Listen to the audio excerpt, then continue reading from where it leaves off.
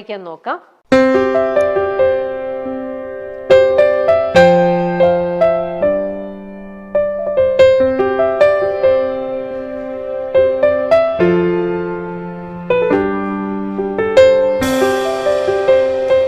ഒരു തരത്തിലുള്ള ഒരു ആഡംബരങ്ങളും ഒന്നുമില്ലാതിരുന്ന ഒരു കല്യാണം.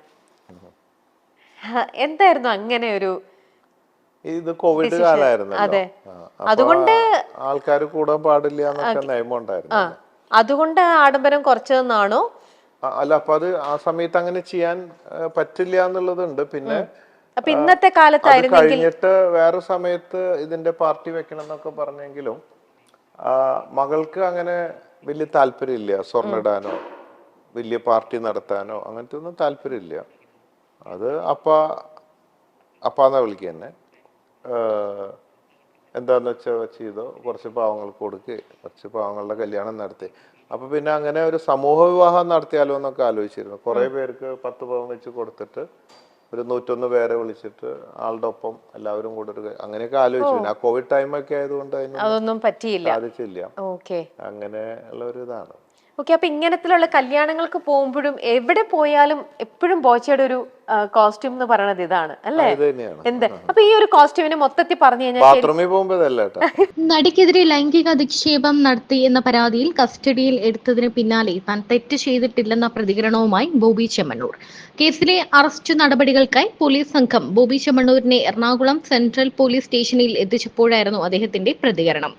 നടി ഹണി റോസിന്റെ പരാതിയിൽ കേസെടുത്ത എറണാകുളം സെൻട്രൽ പോലീസ് ബുധനാഴ്ച രാവിലെയാണ് ബോബി ചെമ്മണ്ണൂരിനെ വയനാട്ടിൽ നിന്ന് കസ്റ്റഡിയിലെടുത്തത്. വയനാട്ടിലെ ഫാം ഹൌസിൽ നിന്ന് കാറിൽ പുറത്തേക്കിറങ്ങിയപ്പോൾ പുറത്ത് കാത്തിരുന്ന പോലീസ് സംഘം കാർ വളഞ്ഞ് ബോബിയെ കസ്റ്റഡിയിൽ എടുക്കുകയായിരുന്നു. കേസെടുത്തതിന് പിന്നാലെ ഒളിവിൽ പോകുകയോ മുൻകൂർ ജാമ്യത്തിന് ശ്രമിക്കുകയോ ചെയ്യുന്നത് തടയാനായിരുന്നു പോലീസിന്റെ ഈ അതിവേഗ നീക്കം. ഫാം ഹൌസിൽ നിന്ന് കസ്റ്റഡിയിലെടുത്ത ബോബിയെ പിന്നീട് AR ക്യാമ്പിലേക്കാണ് കൊണ്ടുപോയത്. അവിടുന്ന് പോലീസ് സംഘം കൊച്ചിയിലേക്ക് തിരിച്ചു.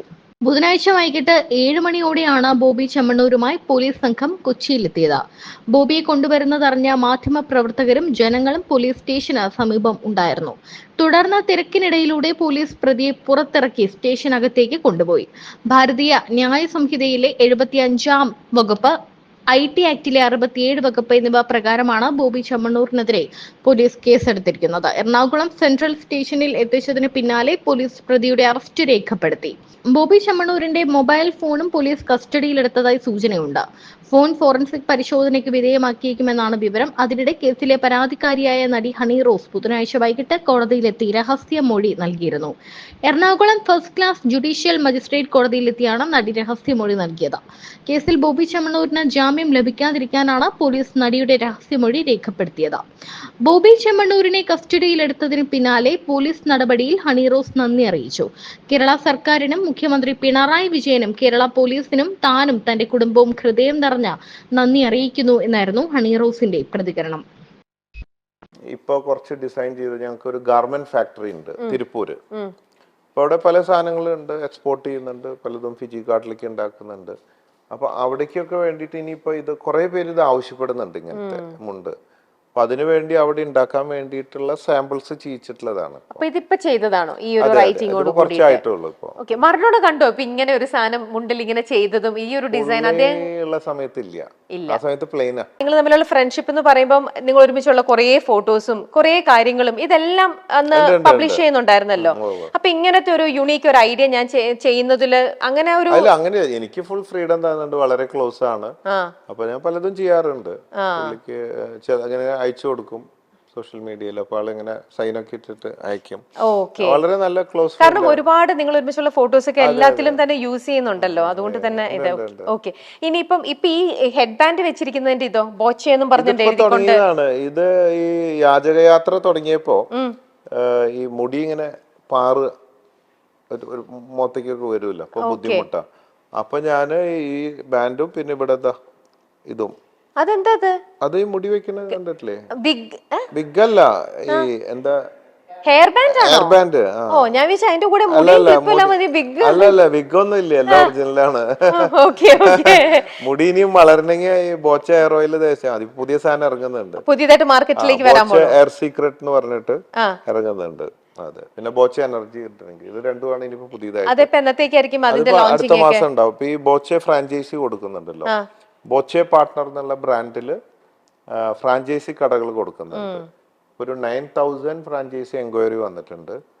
അത് ഇപ്പൊ 7 ഞാൻ ഉദ്ഘാടനം ചെയ്തു ബോച്ചെ ടീയുടെ. ഇനി ബാക്കി എല്ലാ ജില്ലയിലും 10 വെച്ചാണ് ആദ്യം കൊടുക്കുന്നത്. അപ്പൊ ആ കടയില് Boche tea plus hair oil plus Boche energy drink, ഇത് 3 അതാണ് ഇപ്പൊ ചെയ്യാൻ പോകുന്നത്. നമുക്ക് വീഡിയോ കോളിലേക്ക് ഒന്ന് പോവാം. നമ്മളെയൊക്കെ തോന്നിവാസികൾ എന്നാ വിളിക്കുന്നത്, കാരണം നമ്മളൊക്കെ തോന്നുന്നത് ചെയ്യുന്നവരാണ്.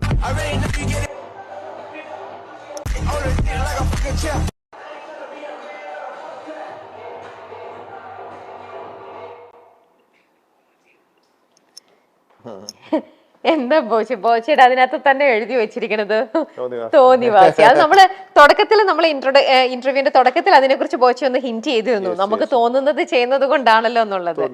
അതെ, ഇങ്ങനത്തെ ഓരോ ഐഡിയാസും ഇതൊക്കെ എങ്ങനെയാ പെട്ടെന്ന് ഇങ്ങനെ എന്തെങ്കിലും തോന്നുമ്പം അങ്ങനെ ഒരു ഇത് ചെയ്യാം അപ്പൊ തന്നെ പ്രീ പ്ലാൻഡ് അല്ല ഒന്നും.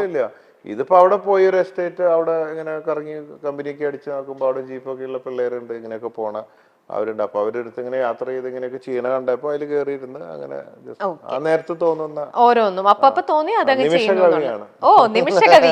അപ്പൊ അങ്ങനെയാണെങ്കിൽ ഇപ്പൊ ബോച്ചയുടെ ആ ഒരു ആക്ഷനും ഇതെല്ലാം കണ്ടു കഴിഞ്ഞിട്ട് ബോച്ച തന്നെ അത് വെൽക്കം ചെയ്യുന്നു. ആ ഒരു ടൈറ്റിൽ വന്നിരിക്കുന്നത് തോന്നിവാസി എന്ന് പറഞ്ഞിട്ട് ഒരു ടൈറ്റിലാണ്. ഞാൻ വേറെ ഇതേപോലെ തന്നെ ഞാൻ വേറെ കുറച്ച് ആർട്ടിസ്റ്റുകളുടെ പേര് പറയാം. അപ്പൊ അവർക്ക് പറ്റുന്ന ഇതേപോലത്തെ ഒരു ടൈറ്റിൽ പെട്ടെന്ന് മാച്ച് ചെയ്യുന്നുള്ളവരെന്ന് പറയാമോ? അവർക്ക് പറ്റുന്ന ടൈറ്റിൽ അവരുടെ പേരിന് മാച്ച് ചെയ്തിട്ടുള്ള ഒരു ടൈറ്റിൽ സിനിമാക്കാരുടെ ആണോ? സിനിമാക്കാരുടെ. ഈ സിനിമാക്കാരായിട്ടുള്ള അടുപ്പം കളയണോ ഞാൻ? അങ്ങനെ ഒന്നുമില്ല, വെറുതെ ഇതായിട്ട് നോക്കാം, പറ്റുന്നാണെ പറയാലേ പറയില്ല. അപ്പൊ ആദ്യത്തെ സുരേഷ് ഗോപി എന്തായിരിക്കും ഒറ്റ ഇതേപോലെ ഒരു ടൈറ്റിൽ കൊടുക്കാനാണെങ്കിൽ എന്ത് ടൈറ്റിലായിരിക്കും സിനിമയ്ക്കാണോ? അല്ലല്ല, സുരേഷ് ഗോപി. ഇപ്പൊ കണ്ടോ നമ്മളിപ്പോ ബോച്ചയ്ക്ക് തോന്നിവാസി എന്ന് പറഞ്ഞൊരു ടൈറ്റിൽ കണ്ടില്ലേ? അതേപോലെ സുരേഷ് ഗോപി എന്ന് പറയുകയാണെങ്കിൽ ബോച്ച എന്ത് ടൈറ്റിലായിരിക്കും അദ്ദേഹത്തിന് കൊടുക്കുന്നുണ്ടാവുക? ഞാനതങ്ങ് എടുക്കുകയാണ്, അങ്ങനെ പെട്ടെന്ന് പുള്ളിയെ കുറിച്ച് വരുന്നത്. അതൊരു സെന്റൻസ് ആയില്ലേ, ഒരു ടൈറ്റിൽ ഇതേപോലെ ഒരു ഒരൊറ്റ വാക്ക്, ഒരു എക്സാമ്പിൾ പറഞ്ഞ ഇപ്പൊ തോന്നിവാസി ബോച്ചയുടെ കണ്ടോ ആക്ഷനിൽ ആ പിക്ചറിൽ വന്നപ്പോ അവിടെ തോന്നിവാസി അതായിരുന്നു അതിന്റെ ടൈറ്റില്. അതേപോലെ സുരേഷ് ഗോപി വന്ന് നിൽക്കുകയാണെങ്കിൽ അദ്ദേഹത്തിന് എന്തൊരു ടൈറ്റിൽ ആയിരിക്കും?